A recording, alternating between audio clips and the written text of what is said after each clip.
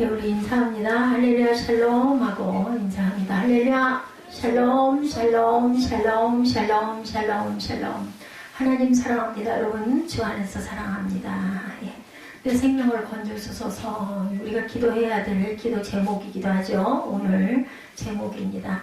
여호와여 거짓된 입술과 속이는 혀에서 내 생명을 건져주소서. 시편 기자가 이렇게 기도하면서 성전에 올라옵니다. 이스라엘 백성들은 3대 절기가 되면 6월절, 장막절, 77절이죠. 이때가 되면 예루살렘으로 다들 모입니다. 성전이 높은 산에 시온산 꼭대기에 세워져 있잖아요. 다윗성이. 그러다 보니까는 거기로 올라가면서 이렇게 찬양하면서 기도하면서 올라가는데 이렇게 고백하죠. 내가 환난 중에 야에게 부르짖었더니 내게 응답하셨도다. 아멘입니다.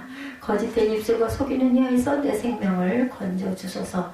너 속이는 혀여 무엇을 내게 주며 무엇을 내게 더할꼬. 장사의 날카로운 화살과 노뎀나무 숯불을 더할 거다 라고 얘기합니다. 예, 소멸시켜달라는 거죠. 내색이 머물며 계달의 장막 중에 머무는 것이 내게 화로다. 내가 화평을 미워하는 자들과 함께 오래 거주하였도다. 나는 화평을 원할지라도 내가 말할 때 그들은 싸우려 한다. 나는 화평을 말하는데 사단들은 싸우려고, 세상이 싸우려고 하죠. 성경에는 절망적인 곳이 한 군데도 없습니다. 그 이유는 뭘까요? 하나님이 계시기 때문이죠. 성경은 공포와 불안을 다루고 절망에 빠진 사람들을 다루지만 궁극적으로 소망과 구원을 선포합니다. 성경은 마귀가 행하는 모든 일들을 다루고 있는데 이때 하나님의 백성들은 믿음의 능력으로 그 모든 악한 일들과 고통을 통해 오히려 가장 귀한 것을 이루어낸다고 증거하죠. 그것은 바로 하나님과의 깊은 관계의 회복을 외치는 겁니다. 또한 정금 같은 믿음을 소유하게 되면서 마침내 그리스도의 영광스러운 성품을 형성하고 가게 된다. 시편 중에 이 땅의 환난 가운데 오히려 주 야훼 안에서 가장 귀한 것을 얻는 것을 확신하는 시편이 굉장히 많이 있어요. 그죠? 150편까지 있죠. 시편이. 오늘 120편은 바벨론 포로 이후에 쓰인 시일 수도 있고 또한 성전 재건 및 예루살렘 성의 중건 때 이방 족속에 의해 방해를 받으면서 쓰인 시일 수도 있습니다. 또는 다윗이 사울왕을 피해 다니다가 그의 충신이 될 신하들의 배신을 겪으면서 이방 민족 가운데 피해 다니면서 쓴 시일 수도 있습니다. 우리는 정확하게 이 시가 누구에 의해 쓰인 것인지는 모르지만 그 내용은 환난을 당하면서 더욱 하나님께 가까이 간다. 내가 이것을 외치죠. 설령 그렇지 않다 하더라도 우리는 이렇게 구원을 외칠 줄 알아야 됩니다. 성전에 올라가는 순례자의 노래들이라고 나와 있어요.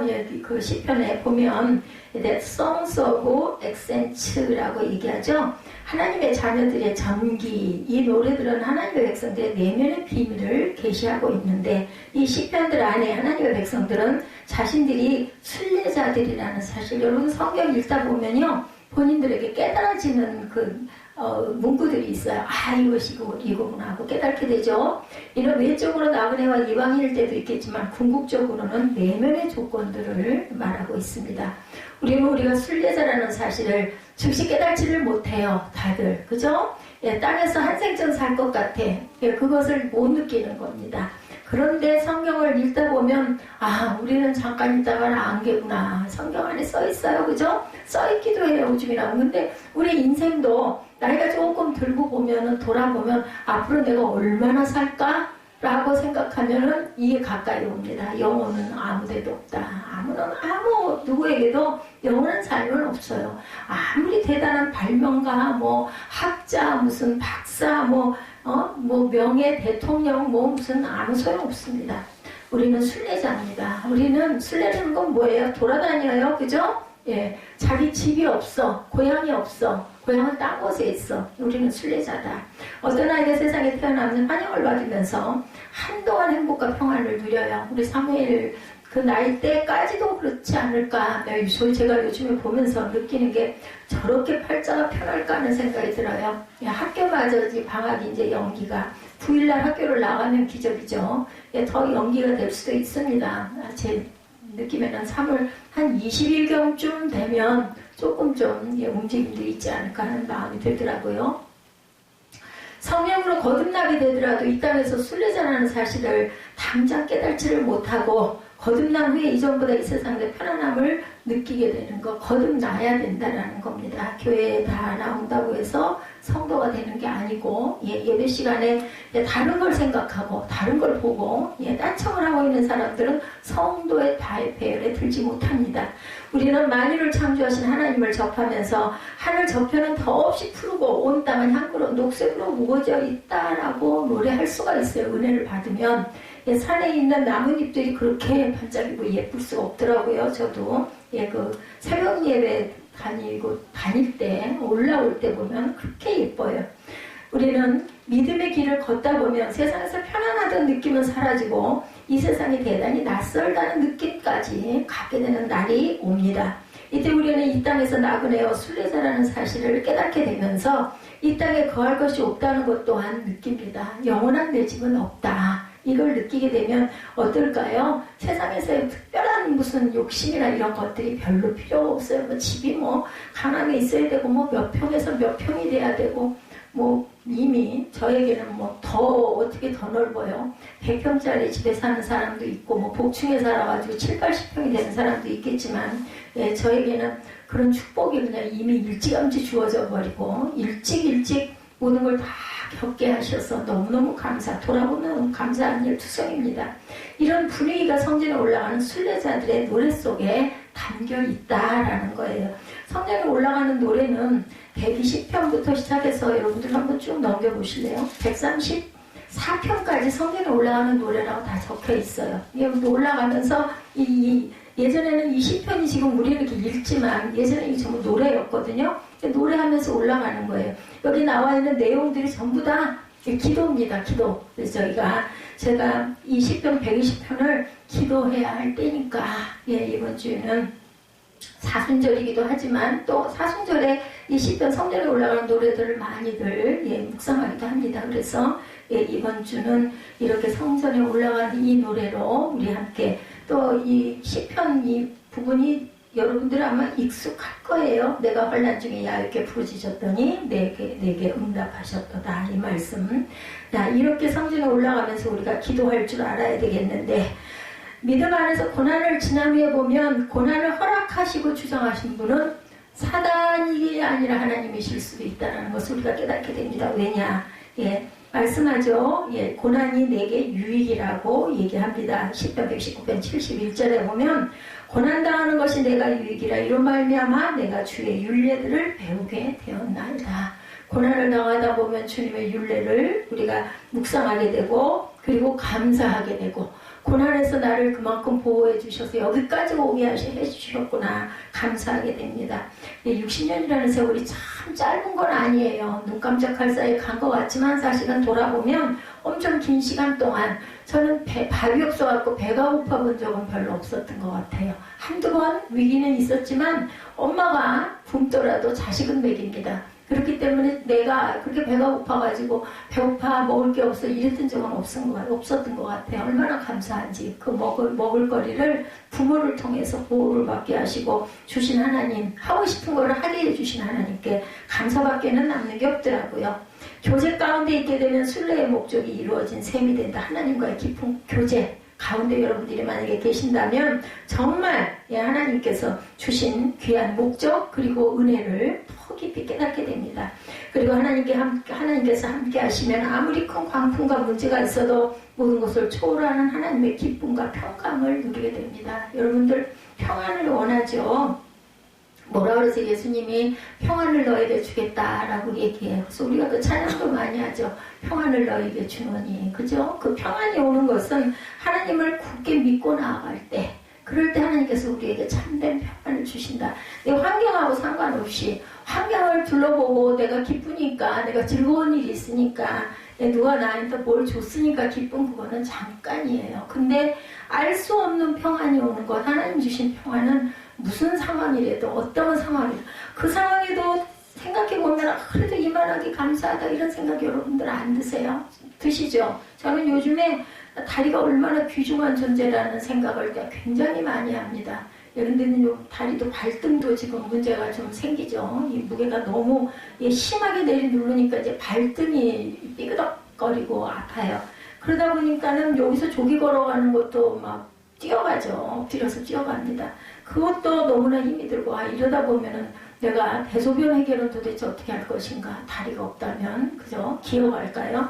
이런 마음이 들다 보니까 내가 걸어 다니는 것 자체가 뭐 어떻게 걸어 다니든, 반드시 안 걸어 다니고 엎드려서 걸어 다니든, 기어 다니든, 걸어갈 수 있는 것마저 감사하다. 여러분들 그런 생각 안 드시잖아요. 그건 당연히 누구나 다 길에 나가보면 다 걸어 다니는 사람들이니까. 그리고 씩씩하게 걷는 모습, 가끔 뭐 이 휴대폰에서 뭐 영상이나 뭐 이런 거 볼 때, 그죠? 이게 걸어 다니는 사람들, 청년들 보면은 또 뭐 힐 신고, 이쁘게 걸어 다니는 그러한 그 자매들을 보면, 와, 너 어쩜 그렇게 이쁠까? 나도 그렇게 그보다 더 높은 힐도 신고 다니고, 모양이라는 모양은 다 냈죠. 그죠? 저를 아시는 분들은 아마 아실 거예요.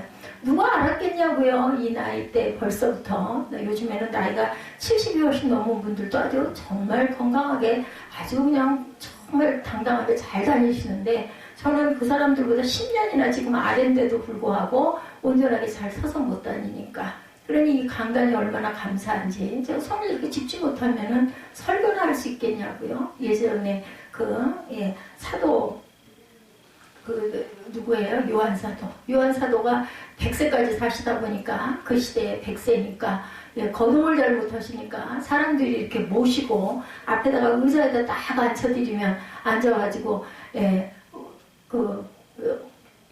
제발 이번에는 좀 설교를, 설교 말고 딴 걸 좀 해주십시오. 그러면은 많이 눈 감고 묵상하고 있다가 또 하시는 설교가 하나님은 사랑이시다 하고 또 설교를 했다는 그런 이야기가 있어요.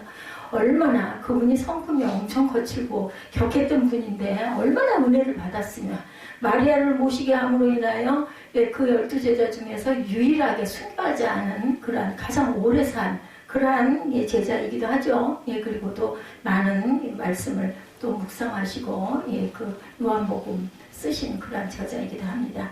성경은 이 세상의 환경과 상황에 의하여 만들어지는 평화는 결코 하나님의 평화일 수가 없다. 세상은.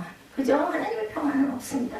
육체의 건강, 정서적인 건강, 형통하는 상황, 그런 문명으로 인한 평화는 하나님의 평화는 아니에요. 제가 지금 말씀드린 것처럼 누가 알겠느냐고요. 저와 여러분들이 앞으로 뭐 어떻게 살아가게 될지, 내가 건강을 다들 유지하고 싶은데 그 건강을 끝까지 유지하게 될지, 어느 날 갑자기 어디에 장애가 생길지, 그러면서 또 건강한 그 감사한 거는 그나마 장기가 아직은 잘 돌아가고 있는 것 같고, 우리 에스더누사 추워가지고 맨날 코트를 주워 입고 있는 모습을 보면 저는 기초 체온이 높잖아요. 또 높아서 문제이기도 한데 막 땀이 나니까, 등에서 땀이 줄줄 흐르니까 아주 고역인데, 그런데도 감사. 아유, 이렇게 따뜻한 몸을 주시고 아직은 소화도 되고, 그죠? 또 잠도 자면 막 2시간 반 정도를 해서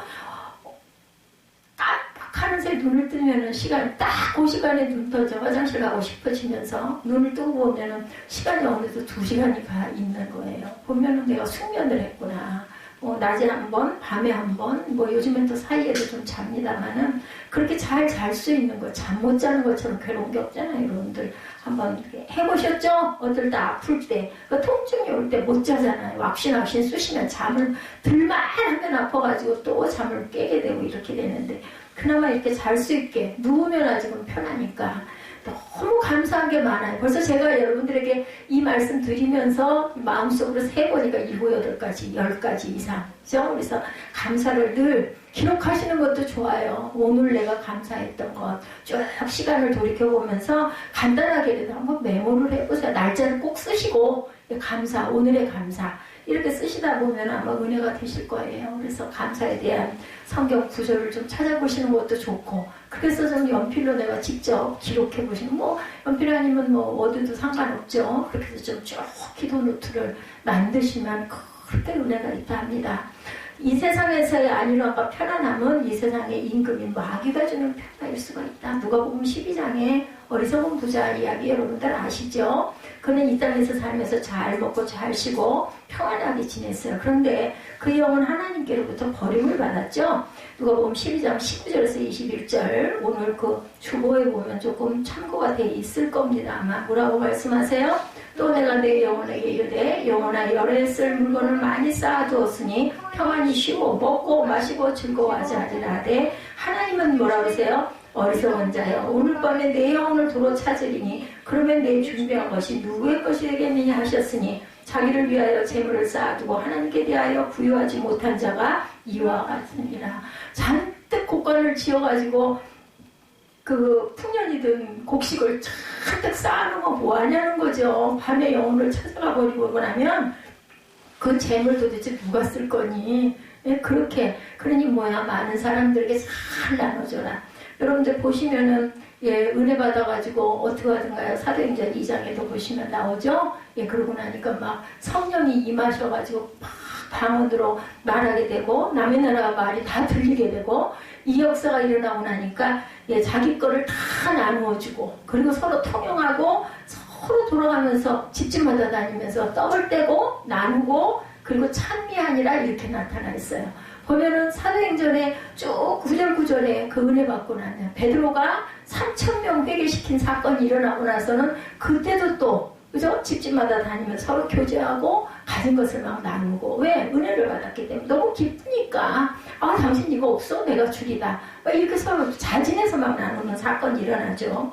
어리석은 자여 내가 네 영혼 배로 찾아가면 생명은 누구 거예요? 예, 우리 게 아니에요. 하나님 거죠. 그렇기 때문에 우리는 알 수가 없어. 내 생명 내가 갖고 있는 게 아니고 우리 숨 쉬는 건 뭐 내가 내 마음대로 쉬어요?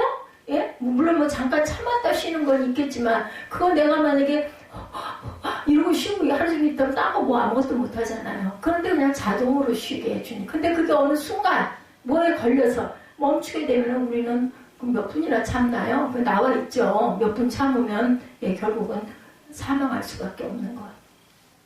그러니까 가장 가까이 있고 가장 귀한 것을 우리 마음대로 할 수 있는 것이 아무것도 없다. 이 세상에서 성공하기 위해 보냄을 받은 자들이 아니라는 것.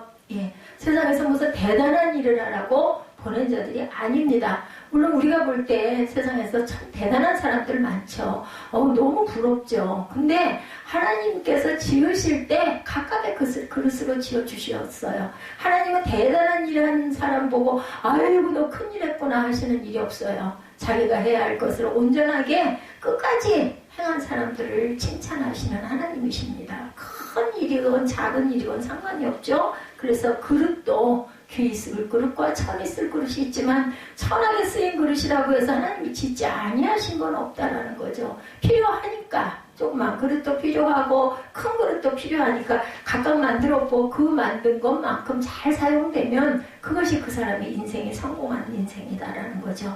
오히려 이 세상에서 우리는 반박과 고난을 당하는 그러한 일들이 너무나 많아요. 그죠? 그 이유는 세상이 그리스도를 미워하기 때문에 그리스도를 따르는 그리스도인들을 또한 미워할 것이라는 겁니다.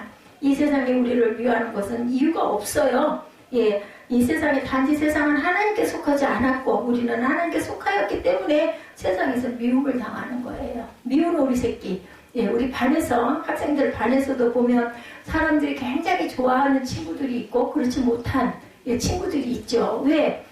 무슨 말해도 잘 통하지도 않아. 지 혼자만 잘났다고 그러고 독불장군같이 하고 이기주의로 굴고 친구를 도와주기는커녕 지 이성만 쏙쏙 빼가고 이런 친구들 보면 여러분들 어떠세요? 그죠? 우리 어린 날 생각해보면 학창시절 생각해보면 그 왕따 요즘 말로 왕따 그런 왕따를 당하는 거는 본인 위주로 그냥 자기 거만 챙기고 자기만 좋은 거 먹으려고 하다 보면 미움을 받게 되는 거죠. 이런 것처럼 세상이 하나님의 그 자녀들의 그 생각과 뜻하고는 반대되어 있기 때문에 우리는 미움을 당할 수밖에 없다. 여러분들 전도하실 때 어떻든가요? 다 고개 외면하고 가고 받아도 마지못해 받아가고 휙 집어버리고 가보면 얼마나 안타깝던가요? 그냥 마음에서 정말 미운 마음도 들죠. 그런 마음이 듭니다. 왜? 그 사람들에게는 그게 휴식적에 불과해. 보고 싶지도 않아. 귀찮아 죽겠어. 뭐 자꾸만 믿으래. 지나 잘 믿을 것이지. 이렇게 다른 거죠. 마태복음 10장 34절입니다. 내가 세상에 화평을 주러 온 줄로 생각하지 말라. 화평이 아니요 검을 주러 왔노라. 예, 뒷방이 조용해지기를 바랍니다. 예, 계속 점점 소리가 시끄러워져서 어떻게 하면 좋을지 모르겠어요. 내가 세상에 화평을 주러 온 줄로 생각하지 말라. 화평이 아니요 검을 주러 왔노라. 12시 한 1, 20분경부터 1시 안까지는 이 뒷방에서는 이 소리 큰 소리를 내서 떠들고 얘기하는 것 좀 자제해달라고 좀 부탁을 좀 해주세요. 설교를 할 수가 없다고 꼭 좀 전해주세요. 주일날 그거 하나를 못 해주냐고. 형제를 사랑하고 자기 교회가 중요하면은 옆방에서 예배드린다는 거 뻔히 알면서 붙어있다고 그렇게 얘기를 했는데도 조용해지지를 않아서 문제예요. 이 앞에서 여기서 하는 사람들만 좀 입만 조금 다물어주면 좋겠어. 복도에서는 뛰든 닫든 여기 복도가 그나마 여기가 방음이 잘 돼 있어서 문만 닫으면 괜찮은데 여기서 설교를 할 때 뒤에서 말로 막 떠들면 여러분들 어떨 것 같으세요? 전달을 할 수가 없어. 저는 집중해서 전달하시는데 듣든지 안 듣든지 여러분들이 중요하게 여기든지 안 중요하게 여기든지 저는 제 사명이 이거기 때문에 전달을 하는데 거기다 하물며 뒤에서 떠들어도 돼. 듣는 사람들이 듣는지 안 듣는지 이러는에도 불구하고 저는 열심히 저래도 은혜를 받아야 되니까 제가 너무 부족하지 않습니까? 살아온 생애도 그렇고 마태복음 10장 34절입니다. 내가 세상에 화평을 주러 온 줄로 생각하지 말라. 화평이 아니고 검을 주러 왔노라. 예수님이 이렇게 말씀하셨어요. 이는 이 세상과 타협하지 않고 세상을 주께로 인도하시기 위해서 오셨다라는 뜻이죠.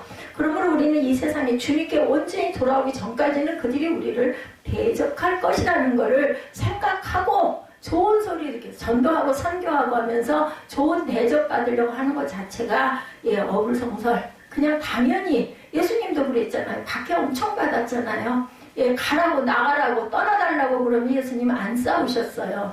우리가 그걸 본을 받아야 돼요. 특히나 제가 도대체 이렇게 억울한 소리를 내가 들어야 돼. 왜 나한테 뭐라고 그래? 왜 억울하게 아닌 것까지 갖고 그렇게 그거를 걸어서 그런 말을 해. 도대체 왜 그래? 근데 그런 사람을 보면 불쌍하게 여겨야 된다. 은혜를 받고 성령으로 온전히 받은 사람 같으면 절대로 누구를 핍박을 할 일은 없어요. 이유 없이, 특별한 이유도 없이 자기 나름대로 해석을 하고 사람을 막 몰아세우는 이런 거. 그거 정말 우리가 기도해 줘야 되는 부분. 그걸 내가 따질 필요가 없는 걸 내가 따졌구나. 저는 이런 깨달음이 있더라고요. 이 사실을 인식하게 될 때 우리는 이 세상에서 나그네인 것을 발견하게 됩니다. 세상이 나하고 너무 다르구나. 그런데 나는 이렇게 가고 있는데 그런 어이없는 억울한 핍박을 받을 때 나는 세상에서 나그네니까 내가 이 고향 사람이 아니니까 타양 사람이니까 지금은 타양에서 왔다고 해서 누가 어떻게 하고 그런 건 없지만 예전에는 고향이 아주 좋았죠. 그리고 타지에서 온 사람들은 상대를 잘 안 했어요. 그리고 그 속을 모르니까 저 사람이 아까 견제했다고 그러죠. 이런 것처럼 히브리서 기자가 말합니다. 11장 13절에서 16절입니다. 이 사람들은 다 믿음을 따라 죽었으며 약속을 받지 못하였을 때 그것들을 멀리서 보고 환영하며 또 땅에서는 외국인과 나그네임을 증언하였으니 그들의 이같이 말하는 것은 자기들이 본향 찾는 자임을 나타내니라. 그들이 나온 바 본향을 생각하였더라면 돌아갈 기회가 있었으려니와 그들이 이제는 더 나은 본향을 사모하니 곧 하늘에 있는 것이라고 했어요.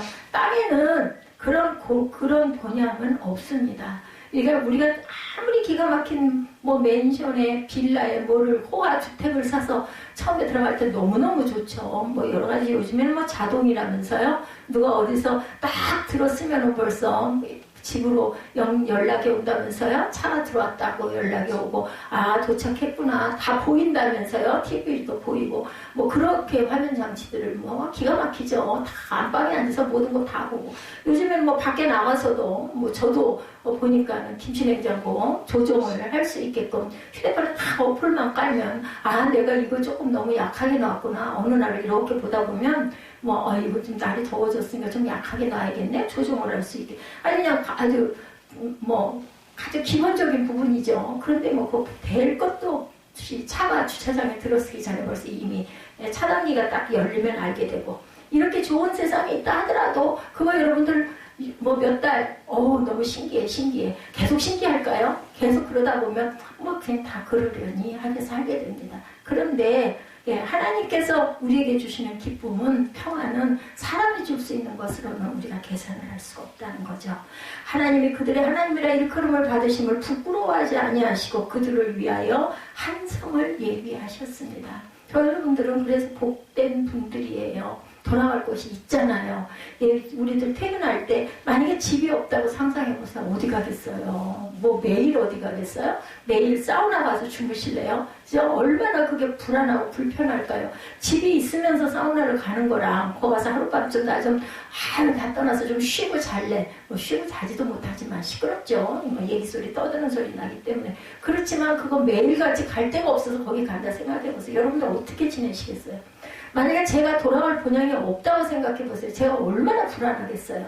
잠을 자겠어요? 예, 몸이 이렇게 불편한데 못 자죠. 그죠? 근데 저는 그냥 무딘 건지 가면 가고 남으면 남고 하나님 저 내일 아침에 일어날 수 있을까요? 가끔 그런 생각을 해요. 우리 사무엘이 함께 있어도 나랑 얼굴 눈 맞추는 날 시간이 별로 없어요. 몇 번 안 돼요.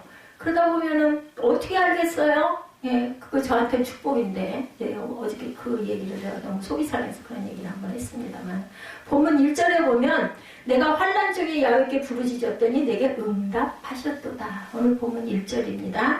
만일 우리가 하나님의 자녀라면 환난은 반드시 우리로 하여금 하나님께로 나아가 부르짖게 한다라는 거죠. 내가 환난 중에 야훼께 부르짖었더니 내게 응답하셨도다. 여러분들, 부르짖는다는 게 뭔지 아시죠? 그냥 하나님, 고쳐주시옵소서가 아니죠. 자기하게 부르짖는 것은, 그죠? 온 힘을 다해서 소리치는 거죠. 그런 간절한 마음, 뭐 소리만 지르는 게 아니라 정말 폐부가 창자가 끊어질 것 같을 만큼의 그런 기도를 했더니 응답하셨도다. 그렇게 안 하시고요, 여러분들 묵상만 하셔도 하나님께서 응답을 하시면 정말 큰 축복을 받으신 분들입니다. 어떤 아주 심각한 문제일 때, 그럴 때는 마음의 응답이 오죠. 아, 이거는 이거구나. 그럴 때는 어떻게 하셔야 돼요? 성경에 입각한 것인가 한번 돌아보시고, 선인가 보시고 즉시 실행하시는 게 옳습니다. 예, 우리가 때로는 내 위주로 생각해서 내가 기도한 게 내 기도를 하고 내가 응답을 받은 게 하나님의 응답이 아닐 수가 있어요. 그럴 때는 성경 말씀과 만나, 이거 한번 찾아보시고 이거 분명히 성경에 있다. 이면은 그건 하나님의 성령이 주시는 음성이라고 생각하시면 됩니다. 지금 시인이 당하는 환난은 그가 무엇을 잘못했기 때문에 당하는 환난이 아니라 세상 사람들과 다른 관점에서 살기 때문에 오는 환난. 그것은 이게 이 땅이 우리의 고향이 아니기 때문에 나는 타양 사람이기 때문에 그렇다라는 거예요. 우리가 만일 세상과 다른 관점에서 살지 않으면 우리는 거듭난 그리스도인은 절대로 아닙니다. 여러분들 어떠세요? 저는 아주 너무나 좋네요. 귀가 소란스럽다가 조용해지니까. 그것도 은혜인 것 같아요. 그 전에 우리 여기 텅텅 비어 있어가지고 주일이면 여기가 이 3층이 비잖아요. 다들 직장인들 뭐 학원 다 쉬니까 당연했는데 이제는요. 저는 막 11시가 가까워지면은 오늘은 좀 조용하고 어떤 주에는 이렇게 좀 조용하고 어떤 주에는 시끄러운데 이걸 만약에 얘기를 안 하면 그 사람들은 몰라요. 또 그냥 아무 생각 없이. 그렇기 때문에 얘기를 하는 게 맞습니다. 한 번씩 가서 좀 여러분들 번거로우시더라도 정말 그거 한 40분 그것만 좀 참아주면 저 사람들은 모르죠. 찬양할 땐 상관이 없어요. 음악 소리가 나니까 뭐 좀 떠들어도. 근데 딱 보면 12시에서 우리 12시 4, 50분 뭐 12시 한 1, 20분부터 1시 사이 그때 꼭 그렇게 저분들은 식사를 하시려고 그러는지 그렇게 떠들어요. 거듭난 그리스도인들은 가치관이 근본적으로 바뀌기 때문에 이 세상에서 다른 목표를 갖고 살게 되죠. 저와 여러분의 삶을 사는 목적이 과연 어디에 있을까? 한번 묵상이 이럴 때 한번 생각해 보세요. 그냥 아유 얼른 안 끝나나 하지 마시고 이럴 때 그럼 나는 뭐의 목적이 있나? 한번 생각을 해보세요. 정직하게 이 질문에 답변할 때 그 답이 세상 사람들과 절대적으로 달라야 여러분들 거듭난 분들이라는 겁니다. 우리가 이 세상에서 사는 목적은 하나님께서 우리를 위해서 이 세상에 보내신 사명을 이루기 위한. 그러면 중요한 건 뭘까요? 사명 발견. 예, 우리 사무엘이 지금 사명 발견을 못했어요. 뭐 사명이라고 해가지고 뭐 꼭 무슨 교회에서 봉사하거나 목회자가 되라는 게 아니죠. 내가 땅에 태어나서 뭘 하고 살 것인가, 무엇로 세상에 빛을 끼칠 것인가, 무엇로 사람들에게 좀 불편을 해소시켜 줄 것인가. 작게는 내 이웃, 그죠? 이웃이라는 건 가족을 얘기합니다. 그리고 주변에 나와 교감이 있는 뭐 벗들, 이런 사람들에게 나는 어떤 유익을 줄 수 있는 그러한 존재가 될 것인가. 피해를 끼치고 맨날 받게 되는 그런 사람이 돼서는 안 되겠죠. 주는 자들이 되는. 그걸 내가 제일 잘할 수 있는 게 뭔가, 내가 기쁘게 할 수 있는 게, 주면서도 내가 기쁜 일이 뭔가, 이걸 찾는 것이 사명입니다. 정직하게 이 질문에 답변할 때 그 답이 세상 사람들에게 절대적으로 좋은 영향을 끼쳐줄 수 있는 것, 그것이 바로 저와 여러분의 사명입니다. 감옥에 있을 수도 있고 권력자의 자리에 있을 수도 있죠. 그 사명 자체가 즐겁고 하나님을 영화롭게 해야 되는데, 이게 상황과 상관이 없이 이런 일들이 일어날 수도 있다. 감옥에 있을 수도 있고 권력자의 자리에 가 있을 수도 있고 풍성한 부자일 수도 있고 가난한 농부가 될 수도 있습니다. 우리의 사명이, 우리가 딱 생각할 때는, 세상적으로 생각할 때는 권력자, 부자, 풍성 이렇게 됐으면 좋겠는데, 우리 그릇은 우리 마음대로 되는 게 아니다 보니까 가난한 자일 수도 있어요. 그리고 몸이 건강치 못한 사람일 수도 있어요. 저도 아주 건강한 몸을 부모에게 물려받았구나 하고 저 태어났을 때 그렇게 생각을 했어요. 맏딸이기 때문에. 맏이들은 유전자가 사실은 부모님이 건강할 때 태어났기 때문에 좋잖아요. 대개는. 그렇게 생각을 했는데 그만 세상에서 제가 잘 관리를 못해서인지 모르지만 그거 누가 알았겠냐고요. 이 나이에 제가 이럴 줄 누가 알았겠어요. 누가 예견이나 했겠어요. 알 수 없는 거죠. 우리가 예수님을 이 세상에서 성공하고 형통하기 위해서 믿는다면 믿음은 구원의 믿음과 거리가 멀다는 것 또한 여러분들 아셔야 됩니다. 그러면 예수 믿음은 뭐 환난과 고난과 가난과 뭐 이런 것 속에서 살란 말이야? 그런 뜻이 아니죠. 목적이 거기 있어서는 안 된다라는 말씀을 드리는 거죠. 참된 믿음은 이 세상을 위해 주 예수님을 믿는 것이 아니라 예수님을 위해 이 세상을 버리는 것이 참된 믿음이에요. 그죠? 세상을 버리는 것. 어디에다 소망을 두는 것? 천국에다 소망을 두는 것. 그럼 내가 빨리 죽으란 말이야? 그 뜻 아닌 거 아시죠? 분명한 것은 하나님의 자녀들에게 이 세상에서의 형통은 보장되어 있지 않다라는 것. 이 세상의 형통이 절대로 거부되는 것은 아닌데 그것이 목적은 아니라는 겁니다. 성경이 말하는 것은 이 세상의 형통과 부귀와 안녕이 그리스도인의 절대 목적이 결코 아니다. 세상적인 형통은 하나님의 백성들에게 약속되어 있지는 않습니다. 그래서 는자를 여러분들 정확하게 기억하시기 바랍니다. 약속되어 있는 것은 아닙니다. 꼭 약속이 될 수도 있지만 아닐 때도 많다라는. 그래서 고난이 내게 유익이라는 고백을 하게 되는 거죠. 그거를 통해서 하나님의 율례를 배우게 되었다. 하나님이 뜻을 우리가 알아듣게 됐다라는, 그게 훨씬 더 큰 거예요. 우리가 그 손익 계산을 하자면 하나님의 백성들에게 약속된 것은 예수께서 결코 우리를 떠나지 아니하신다는 사실. 고난이 오되 성령이, 주님이 나와 동행 함께 하시는 것, 그걸 여러분들이 깨달는 것. 근데 그것은 여러분들의 태도에 달려 있어요. 내가 주님께 원했나? 주님께 기도했나? 주님께 함께 해달라고 당부했나? 부탁했나? 여러분들 친한 벗들 어때요? 나 저기 좀 가야 될 건데 같이 좀 가줄래요? 그렇게 얘기를 해야 알아듣잖아요. 말을 안 하고 속으로만 아유 거기를 가야 되는데 이걸 어떻게 해야 되나 그러고 있다고 해서 누가 당신 어디 갈 건데 내가 같이 가줄까요? 하는 사람은 없어요. 성령도 마찬가지, 주님도 마찬가지. 우리가 원해야 하나님 저 이거 이 문제 있는데요. 이거 어떡하죠? 하고 기도할 때 성령께서 그래 내가 너랑 같이 갈게, 동행할게. 겁내지 말고 두려워하지 말고 미리 놀래지도 말고 어떤 목사님 말씀 맞다나 쫄지도 말고 두려워하지도 마. 내가 너랑 함께하면 너는 분명히 그것을 뚫고 나갈 수가 있어. 그리고 승리할 수 있어. 이렇게 말씀하시죠. 앞으로 세상은 더욱 참된 그리스도인들을 미워하고 핍박해 갈 겁니다. 벌써 여러분들 이 코로나 바이러스로 인해서 교회가 엄청나게 그죠? 주시에 따가운 눈길을 받는 거 아시죠? 다행히 그래도 우리가 미워하는 신천지가 타겟이 된 게 얼마나 감사한지. 전 그랬어요. 악은 결국은 내어 몰리게 되겠지. 뭐 꿈쩍이나 하겠는가마는 그들은 그렇게 부유하다면서요. 가진 것도 많고. 그런데 지금 문공부에서 저희 이렇게 작은 교회에도 편지가 하나 왔더라고요. 그게 저기 우편함에 있었으면 제가 못 받았을 거 아니에요. 문 밑으로 들어와 있어요. 보니까 문공부 소인이 찍힌 도장이 있는 그 등기인지, 등기면 본인을 불러서 줘야 되는데 들어와 있어서 봤더니 예배, 모임 자제해달라고. 그걸 뭐 그쪽에서 하지 말라고 할 수는 없으니까 그렇게 요청하는 부분으로 문공부 소인지킨, 또 제가 또 태어나서 처음으로 문공부 소인지킨 그런 편지도 받아봤습니다. 앞으로 세상은 이렇게 그리스도인들을 미워하고 핍박할 것인데 사탄의 가장 큰 속임수 중에 하나는 사람들을 꿰어 하나님의 이름으로 이 세상의 부수적인 축복에 매어 달리게 하는 것이라는 것 잊지 마시기 바랍니다.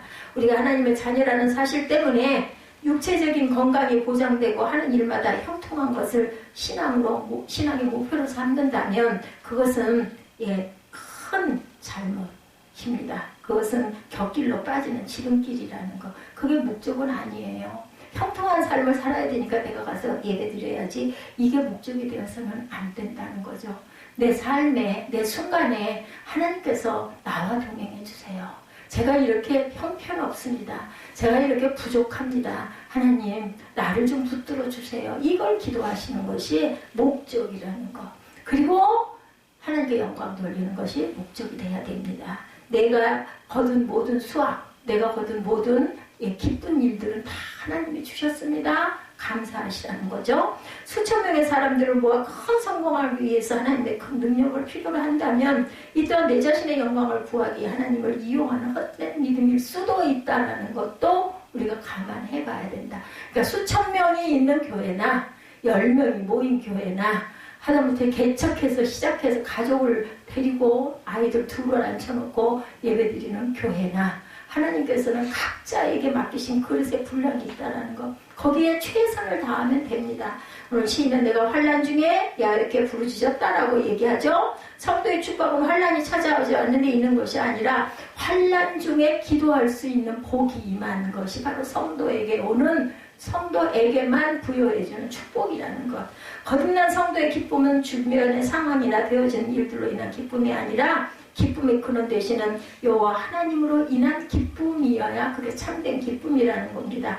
그러므로 시인은 환난 가운데 나의 큰 기쁨이 되시는 야훼께 부르짖는다라고 고백하죠. 우리 자신에게 아무런 기쁨이 없지만 하나님께 나아갈 때 주님이 주시는 기쁨이 나의 힘이 된다는 거예요. 그래서 우리 찬양하죠. 나의 힘이 되신 여호와여, 이렇게 찬양하지 않아요? 나의 힘. 그렇기 때문에 내가 살아있습니다. 그래서 내가 살 수 있습니다. 내가 소망을 가지고 앞으로 나아갈 수 있습니다. 이걸 고백하는 것.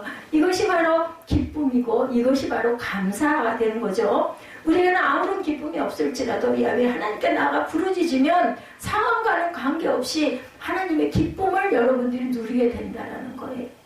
여러분 손익 계산해보세요. 어차피 예배 드리는 거 내가 부르짖어가지고 하나님이 내게 주시는 평안과 기쁨을 누리게 된다면 굉장한 이익 아니에요? 그냥 왔다가 힘들게 앉아있다 가는 것보다는 오히려 열심히 동참해가지고 입술로 고백해가지고 내 마음이 뻥 뚫리고 시원해지고 기뻐지면 그게 또 뭐 나중에 또 돌아서서 저만큼 가다가 보면 또 마음에 근심이 온다 할지라도, 그죠? 그 시간만이라도 기쁘게 되면 그 기쁨의 순간들이 예수기 언젠가 한 번은 그걸 경험하시고 나면 그걸 계속 구하실 거예요. 그러다 보면 계속 기뻐지지 않겠나?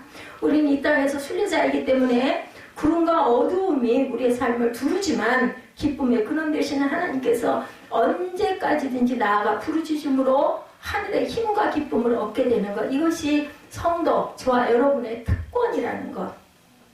큰 환난과 공포 가운데서 하나님께 나아가 기도할 수 있죠? 이거 특권입니다. 그리고 주 앞에서 우리의 마음속에 있는 모든 것을 아뢰고 잠잠하여지면 그때 우리에게 하나님의 기쁨이 임하면서 하나님께서 나의 기도를 들으셨구나. 여러분들 그거 경험해 보신 분들 계실 거예요. 여러분들 다 경험해 보셨을 거예요. 그죠? 매번은 아니지만 기도했을 때 마음에 막 감동이 오고 감사가 오고 그러다 보면 눈물이 흐르고, 그죠? 저 사람은 왜 맨날 저렇게 울어? 제가 그때 은혜 받을 때 늘 그런 얘기를 많이 들었어요. 도대체 무슨 사연이 있길래 저렇게 울어? 사연이 있어서 울었을까요? 감사해서 울었죠. 그래서 제가 그 얘기를 듣고는 그랬어요. 참 경험들을 해보셨을 텐데, 권사님 정도 되셨으면 경험들을 해보셨을 텐데, 울고 앉아있는 게 그게 뭐 슬퍼서 울겠냐고요. 교회 와가지고 울고 앉아있는 게 감사해서, 대개는 다 감사해서 울지. 2절에 보면 환난은 특별히 원수들의 거짓된 입술과 속이는 혀 때문이다. 그죠? 여호와여 거짓된 입술과 속이는 혀에서 내 생명을 건져주소서. 그 혀에서 우리가 건져져야 될 줄로 믿습니다. 아멘. 이 세상에 속한 자들은 자신의 유익을 위하여 남을 해하는 거짓을 말하게 되어 있어요. 만일 시편 120편의 시인이 다윗이라면 그는 그의 친구들에게 속임을 당하죠. 예, 가장 믿었던 신하에게 배신을 당합니다. 우리는 악한 자들의 거짓과 비방에 대해 얼마든지 견딜 수가 있는데 내가 오른팔로 여겼던 그러한 자가 나를 배신하고 적쪽으로 돌아섰을 때 얼마나 큰 배신감을 느꼈겠어요. 그죠? 얼마나 큰 절망이 들었겠어요. 그래서 사람은 믿을 게 아니라 사랑할 존재라고 하죠. 믿는 거는 뭐를 믿어요? 하나님을 믿을 수밖에 없어요. 사람들에게는 이웃은 사랑할 존재입니다. 순례자들은 이 땅에서 이방인들이었죠. 그때나 지금이나 하나님의 자녀들은 이 세상 사람들에게 멸시와 천대를 받기 마련입니다. 특히 이 세상 사람들의 거짓 증언을 통해서 손해와 억울한 일들을 당하는 일이 비일비재하죠. 우리는 이 세상에서 억울하고 부당한 대우를 받게 되어 있다는 걸 전제하고 살아가시면 염려하고 상처받을 일이 없습니다. 그때 하나님의 자녀들은 이 세상에 대해 정을 떼게 되고 장래 돌아가야 할 하늘의 고향을 사모하게 되는 것. 하나님께서 우리를 사랑하사 이 세상에 정들지 않게 하기 위해서 악한 자들, 심지어 가까운 자들에게까지 모독과 멸시와 천대를 받게 하실 때가 많다라는 거죠. 예, 우리의 유일한 위로자는 여호와 하나님이시기 때문에 우리 마음속에 가장 깊은 사정을 말할 수 있는 대상은 오직 여호와 하나님 한 분뿐입니다. 여기서도 뿐짝 강조하시기 바랍니다. 한 분뿐입니다. 여러 사람이 있는 게 아니라 여러 신이 있는 게 아니라 한 분 하나님뿐입니다. 가룟 유다는 믿음을 저버린 대표적인 제자였죠. 그의 특징은 속이는 혀에 있었습니다. 그런 예수님께 입맞춤으로 모든 사람을 속입니다. 그러나 참 그리스도인들은 그 마음속에 하나님을 향한 사랑과 경외심이 있기 때문에 자신의 유익을 위해 속이던 입술을 내버리게 됩니다. 그죠? 나에게 아프게 했던 자를 위해서 기도하게 됩니다. 그 기도가 안 될 때는 어떻게 해요? 입술로 그냥 하는 게 아니라 성령께 간구합니다. 기도할 수 있게 해주옵소서 하고, 저는 연약해서, 저는 악한 마음이 마음속에 가득해서 제가 기도할 수 없습니다. 기도할 수 있게 해주옵소서. 그렇게 하시고 기도하시면 됩니다. 에베소서 4장 25절입니다. 그런즉 거짓을 버리고 각각 그 이웃과 더불어 참된 것을 말하라. 이는 우리가 서로 지체가 됨이라. 아까 제가 말씀드렸죠. 제 다리가 얼마나 귀하고 감사하게, 제 손이 또 얼마나 감사하게 느껴지는지. 이 중추가 무너지다 보니까 이 손발이 얼마나 감사한지. 몸을 기대지 않으면 뭘 못하니까 손이 그나마 움직여주니까. 요즘에는 뭐 손가락 마디 때문에도 그 수술을 하시는 나이 드신 분들도 많더라고요. 손도 손가락도. 이 손가락도 좀 이상해요. 조금 힘줘서 뭐 하나를 뭐 열심히 빨거나 하면 벌써 손이 아프고 마디들이 안 좋습니다.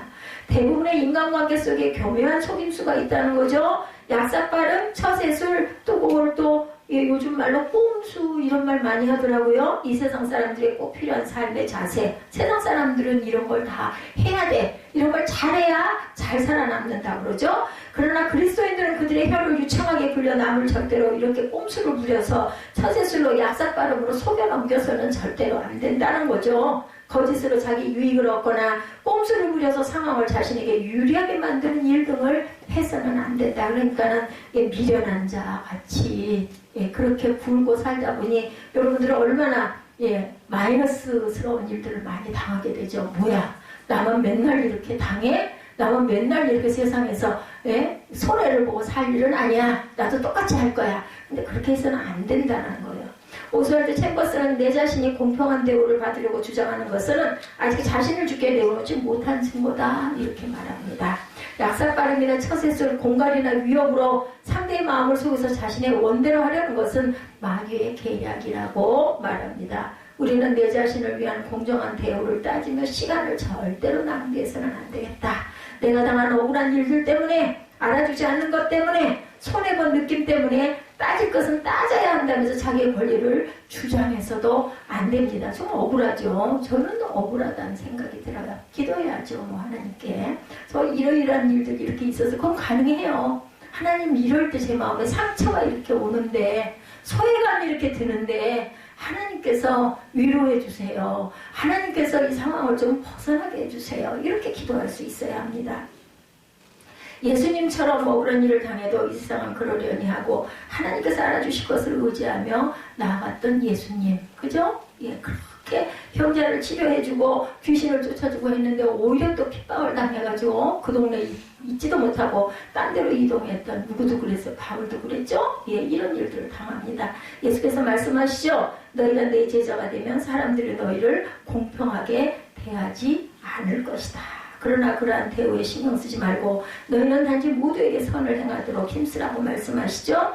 예, 베드로가 예수님의 삶의 제사를 하나님의 자녀들에게 권면합니다. 베드로 전서 2장 18절에서 24절에 나타나 있죠. 부당하게 고난을 받아도 하나님을 생각함으로 슬픔을 참으면 일은 아름다우나 죄가 있어 매를 맞고 참으면 무슨 칭찬이 있으랴. 잘못했는데 당연히 매를 맞죠. 이거는 칭찬받을 수가 없어. 죄가 없으면은. 그래서 그러나 선을 행함으로 고난을 받고 참으면 이는 하나님 앞에 아름다우니라. 이를 위하여 너희가 부르심을 받았으니 그리스도도 너희를 위하여 고난을 받으사 너희에게 본을 끼쳐 그 자취를 따라오게 하려 하셨느니라. 예수께서 고난을 받으신 거는 우리가 이렇게 살아야 되는구나 이걸 따라오라고. 성경에 기록되어 있는 것도 우리가 보면서 저는 그럽니다. 성경을 보면서 어이쿠나 찔리더라고요.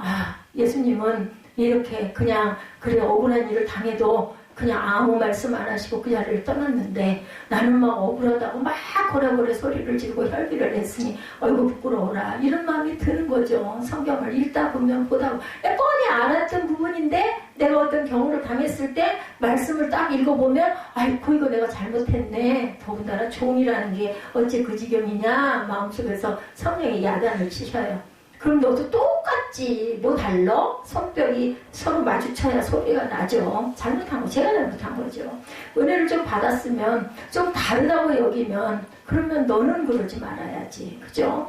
이처럼 우리는 우리 입술과 혀로 결코 거짓이나 위협을 말하여 자기 유익이나 뜻을 이루어서는 안 된다는 겁니다. 그 대신 주 예수 그리스도의 마음을 본받아 억울한 일을 당해도 참고 계속 죄에 대해 죽고 선에 대해 살면 하나님 앞에서 칭찬을 받을 것이라 그러시네요. 3절 4절이죠. 거짓을 말하는 혀의 특징, 그 혀가 받을 형벌을 말하고 있습니다. 거짓을 말하는 혀는 가장 날카로운 것이죠. 120편의 3절 4절 봅니다. 너 속이는 혀여 무엇을 내게 주며 무엇을 내게 더할꼬 장사의 날카로운 화살과 로덴나무 숯불이로다. 오줌이나무 로덴나무 숯불 뜨겁겠죠. 성경은 인간의 혀야말로 인간이 가진 가장 악한 도구다라고 말합니다. 혀는 곧 불이요. 불의의 세계라. 혀는 우리 지체 중에서 온몸을 더럽히고 삶의 수레바퀴를 불사르나니 그 사르는 것은 지옥불에서 난다고 얘기합니다. 야고보서 3장 6절에서 8절, 베드로전서 3장 8절에서 12절, 고린도전서 4장 3, 4절입니다. 기록해 놓으셨다가 나중에 다시 찾아보시기 바랍니다. 여러 종류의 짐승과 새와 벌레와 바다의 생물은 다 사람이 길들일 수 있고 길들여 왔거니와 혀는 길들일 사람이 없나니 쉬지 아니하는 악이요 죽이는 독이 가득한 것이라고 말씀하죠. 장사의 날카로운 화살처럼 악인들이 혀로 내뱉은 말은 정확하게 관용을 향해 날아가 상대의 가슴을, 심장을 찔러요. 고통을 줍니다. 그러나 하나님의 자녀들에게 고통을 준 그들의 말은 하나님 앞에서 증거가 되어서 하나님의 진노를 자아내게 되고 따라서 그들에게는 반드시 하나님의 저주가 임할 것이라는 거. 예, 그죠? 예, 저주를 받을 것이다. 분명히 나타나 있습니다. 예, 우리가 거듭나면 하나님께서 가장 많이 돌보시는 부분은 우리의 혀예요. 그래서 여러분들 입술로 악한 말, 독한 말 하면 막 속이 시원하지 않아요? 근데 그 사단이라는 거, 그걸 자꾸 제해 나가야 돼. 그것도 버릇돼요. 자꾸 독한 말을 하다 보면 나중에는 처음에는 하면서 조금 양심이 찔리고 내가 왜 이런 말을 왜 했을까 하다가 나중에는 하는 속이 시원하니까 막 하게 되거든요. 되도록이면 않고 이거 제하에 주옵소서 하고 안 되는 건 뭐 어떻게 기도해야죠. 그죠? 성령이 충만해서 예수님의 말씀을 따를 때 제일 먼저 우리의 삶 가운데 나타나는 축복은 평안이에요. 여러분들 평안 다 좋아하시죠? 진실하고 부드러운 말, 따스한 말, 온유한 말, 격려의 말. 그러나 거듭나지 않은 인간은 불신 앞으로 살아가는 자들은 남을 괴롭히는 말을 하고 찌르고 아프게 하는 화살 같은 말을 자꾸 토하게 된다는 거 차이점이에요. 은혜받은 사람은 부드러운 말, 따뜻한 말, 위로하는 말, 사랑의 말을 자꾸 하게 되고 그렇지 못한 사람들은 남을 찌르고 헐뜯고 그저 뜯고 찢고 아주 아픈 말들을 자꾸 가서 심장에다 박습니다. 아, 그러면 그 사람은 온전치 않구나. 나는 그러지 말아야겠다. 똑같이 하지 말고 그렇게 내던지는 화살 같은 말을 노된 나무 숯불로 비유하죠. 이는 그 효력이 오래오래 간다는 뜻이고 동시에 그러한 독하고 악한 말을 하는 자들에게 오래오래 가는 지독한 심판이 임할 것임을 나타낸다는 것. 그러든지 악한 말의 효과가 오래가듯이 그들에게 임할 심판도 그렇게 임할 것이라는 것. 이에 베드로는 우리에게 고소하죠. 베드로전서 3장 8절에서 12절에 마지막으로 말하노니 너희가 다 마음을 같이하여 동정하며 형제를 사랑하며 불쌍히 여기며 겸손하며 악을 악으로 욕을 욕으로 갚지 말고 복을 빌라. 이를 위하여 너희가 부르심을 받았으니 이는 복을 이어받게 하려 합니다. 뭐라 그러세요? 입으로 복을 빌면 복을 이어받는데요. 그들의 복을 빌어주래요. 그죠? 예, 너희가 다 마음을 같이하여 동정하여 형제를 사랑하며 불쌍히 여기며 겸손하며 악을 악으로 욕을 욕으로 갚지 말고 도리어 복을 빌라. 이를 위하여 너희가 부르심을 받았으니 이는 복을 이어받게 하려 하십니다. 그들을 위해서 복을 빌어주면 그 복이 너희에게 임할 것이라는 말씀입니다. 그러므로 생명을 사랑하고 좋은 날 보기를 원하는 자는 혀를 금하여 악한 말을 그치고 입술로 거짓을 말하지 말고 악에서 떠나 선을 행하고 화평을 구하는 그것을 따르라 말씀하시네요. 오늘 본문에 주시는 말씀들입니다. 주의 눈은 의인을 향하시고 그의 귀는 의인의 강구에 기울이시되 주의 얼굴은 악행하는 자를 대하신다라고 말씀합니다. 이제 5, 6절을 봅니다. 뭐라고 말씀하세요? 5, 6절 내 세계에 머물며 계달의 장막 중에 머무는 것이 내게 화로다. 내가 화평을 미워하는 자들과 함께 오래 거주하였도다. 나는 화평을 원할지라도 내가 말할 때 그들은 싸우려 하는도다. 화평을 미워하는 자들과 함께 거주했대요. 오랫동안. 그죠? 순례자는 자신이 고초를 당하는 이유가 자기가 머물러서는 안 될 곳에 너무 오래 머물렀기 때문이라고 진단합니다. 어떻게 했어요? 요셉이? 보디발의 아내가 막 함께 자자고 막 설득하고 옷을 잡아 끄니까 어떻게 했어요? 옷을 벗어버리고 도망갔죠? 예, 그래서 도망가라고. 솔로몬이 계속 자문해서 도망가라고. 예, 벨리아라고 같이 우리가 앉아있으면 내가 사단이 되니까 거기 있지 말고 도망가라고. 여기 머물러 있지 말라고 말씀하죠. 메섹은 흑해 연안에 거하던 야만 쪽의 도시고 게달은 이스라엘과 사이가 좋지 않은 아랍 쪽의 도시였어요. 지금 5절과 6절은 순례자가 살던 실제 장소를 들고 있지만 그 의도는 그곳에 살던 메섹과 게달 사람들을 비판하기 위함이 아니라 비유예요. 비유. 그죠? 그보다는 하나님의 자녀가 머물러서는 안 되는 곳에 계속 오래 머무는 것이 화가 된다. 피해서 도망가라. 내가 화평을 위하는 자들과 함께 오래 거주하였도다. 시편 기자가 다윗이라면 그는 하나님이 함께하라고 했던 이스라엘 사람보다는 자신의 안전을 스스로 구하기 위해서 그가 잊지 말아야 할 이방 나라에 오래 머물렀던 적이 있었어요. 그죠? 가지 말아야 할 곳에 가 있었습니다. 이제 시인은 주님의 함께라고 한 것보다 스스로 세상의 다른 것들을 더 좋아한 것이 문제의 씨가 되었다라고 고백합니다. 우리는 주께서 맺어주신 관계보다 내 성격과 분위기에 맞는 사람들을 더 좋아합니다. 예, 그렇게 되죠. 예, 그게 귀하게 여겨지고 좋아하게 되는데 그러나 하나님께서는 그런 본성적인 관계를 깨뜨리시고 신앙 안에서의 관계를 북돋우실 때가 많다라는 것. 이는 거듭난 자들의 특징은 자연적인 본성 때문에 서로 아끼고 사랑하게 되는 것이 아니라 예수님 때문에 서로 귀하게 여기고 사랑하게 되는 것이기 때문이다 라는 말씀입니다. 만일 우리가 예수님보다 인간관계를 더 의지하거나 좋아하게 되면 그 관계는 깨지게 되고 결국 어려움에 처하게 될 것이라는 것입니다. 나는 화평을 원할지라도 내가 말할 때 그들은 싸우려 하는도다. 7절에 이렇게 말씀하고 있죠. 우리의 말꼬리를 붙들어서 논쟁을 하려는 자들과 함께하는 것은 끔찍합니다. 여러분 어때요? 상처 엄청 받고 혈기 막 터지고 막 죽을 것 같지 않아요? 제가 아직도 혈기가 있어가지고 죽을 것 같더라고요. 억울한 소리를 들으니까. 근데 그거 아니라는 거죠. 그거 그냥 피하라는 겁니다. 거기에 맞닥뜨리지 말고 우리는 하나님의 복음을 감추지 말고 굳건하게 알려고 나아가야 되죠. 문제는 그들은 우리를 진리를 말할 때 다투려는 마음을 지니고 있다는 사실을 알아야 되는 거. 누가 그렇게 해요? 그 사람이 사단이 아니라 사단의 마음이 그 속에 들어있어서 교만의 마음이 그 속에 들어있어서 그죠? 본질을 틀어뜨리고 무슨 얘기를 하면 말꼬리를 붙듭니다. 왜 그따위로 해? 그 본질은 저기 가 있어. 그 문제 때문에 다툰 게 아니야. 근데 말하다가 말 한마디에 꼬리를 붙들고 늘어지고 물고 뜯습니다. 그랬을 때 막 죽을 것 같은데 그 시비에 그렇게 하지 말라는 거죠. 예수님의 말꼬리를 붙들고 시비를 걸어 덫에 빠뜨리던 바리새인들, 우리들 성경에서 많이 보죠. 사복음서 여기저기 나타납니다. 그러나 바울은 이러한 자들을 두려워하지 말고 담대히 진리를 선포해야 한다고 말하죠. 고린도전서 4장 3, 4절입니다. 너희에게나 다른 사람에게나 판단받는 것이 내게는 매우 작은 일이라 나도 나를 판단하지 아니하노니 내가 자책할 아무것도 깨달지 못하나 이로 말미암아 의롭다함을 얻지 못하노라. 다만 나를 심판하시리는 주시니라. 나를 판단하실 분은 하나님이세요. 그죠? 우리는 이 세상에서 안식을 찾을 수가 없습니다. 온전한 안식. 결코 세상에 속한 것들 때문에 얼굴을 붉히고 다투는 일은 필요 없다. 그것은 어리석다입니다. 다 내려놓고 주님만 붙들기를 바랍니다. 그럴 때 우리는 뭐 하겠어요? 기도해야 되겠다. 눈물이 나죠. 억울하니까. 내가 이렇게 고생을 해서 이렇게 했는데 나한테 어떻게 그럴 수가 있어. 이런 마음 듭니다. 그럴 때는 우리는 그것 맞닥뜨려 싸우지 말고 그저 피하고 그 자리 피하고 기도해야 되겠다.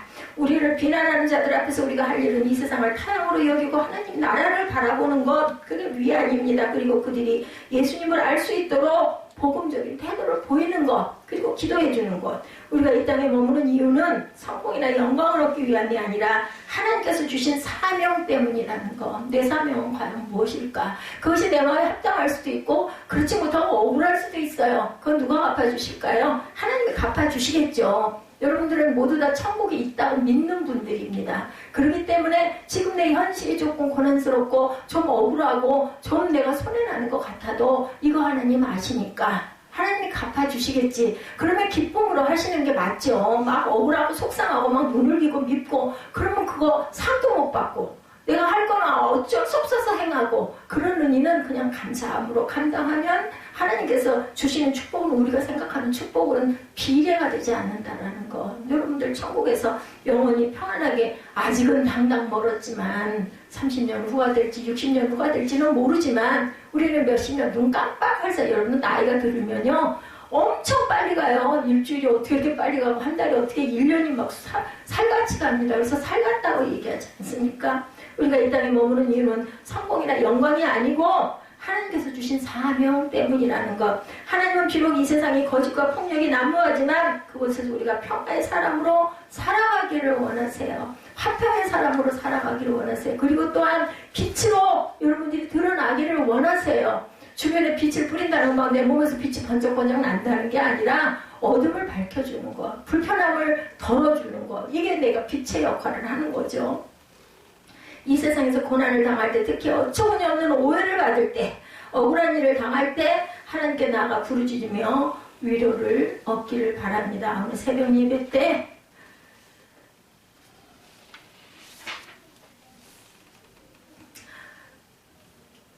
어쩌면 하나님의 말씀이 제게 하는 말씀 같아서 엄청 제가 은혜를 받았어요. 내가 잘못됐구나. 내가 너무 똑같이 굴어가지고 상처를 받고 죽을 것 같았던 이런 것도 정말 어리석었구나. 그냥 피해야 되는데 피해 갈 데도 없더라고요. 그날은 가는 데마다 쫓아다니면 죽을 것 같더라고요. 그렇다고 건강한 사람이라 휙 나가가지고 차 끌고 어디로 나가버릴 수도 없고 또 여기 우리 성전인데 이게 우리 교회야 했다가 또 한바탕 들었어요. 우리 교회가 어디냐. 맞아 그건 맞아. 나에게 담임 목사 담임이 어디냐요. 그리고 꼬투리를 잡네. 좀 미쳐 죽을 것 같더라고. 나 평생 안 보고 싶더라고. 그래서 내가 평생 안 보고 싶다고. 근데 이 말씀을 오늘 새벽 예배의 말씀을 증거하고 묵상을 하다 보니까 그 사람도 나에게 필요한 사람이구나. 내가 이거를 아직 이 나이에도 극복해야 될 부분이 너무나 많고 다듬어져야 될 부분이 너무나 많다 보니까 하다못해 스스로에게 설교를 하면서 스스로가 깨닫고 스스로가 느끼라고 요즘에 계속 요즘날 잠언 말씀에도 그 말씀이 있었어요. 도망가라고 피하라고. 맞아요. 그거 같이 대거리를 해갖고 악을 이길 수가 없으니까. 특히 제가 굉장히 그런 부분이 약해요. 목회자들은 막 되게 강단 있고 담대하고 막 선포하고 막 저는 그게 너무 싫었거든요. 신학교 다닐 때도 막 뭐 이상하게 막 손가락질하면서 선포하고 막 사람 물러가라 막 이런 거 하면 저는 그게 너무 싫었어요. 필요하겠죠, 그죠? 근데 뭐 사람 붙들고 막 사람한테 손가락질하면서 사단은 물러가라. 그 속에 있는 악이 물러가야 되는 거지. 그 사람한테 막 그런 게 저는 그게 싫었었거든요. 근데 왜 하나님 목사로 세우셨는지 오늘 아침에 저 말씀 다 전했습니다. 아침에 일부 시간 전에 듣는 말씀에 그런 말씀이 있더라고요. 사단아 물러가라 이런 외치는 부분들에 대해서 선포하는 거 필요하다고. 그죠? 필요해요. 근데 저는 참 그런 부분들이 많이 부족한 사람입니다. 계속 믿음에서 하나님을 의지하고 서야 되고 하나님의 화평하게 하는 복음의 진리를 외쳐야 하고 우리의 존재 목적은 이 세상을 축복하고 그들이 하나님께로 돌아오도록 우리의 삶과 고백으로 진리의 복음을 증거하는 증인된 삶이라는 것.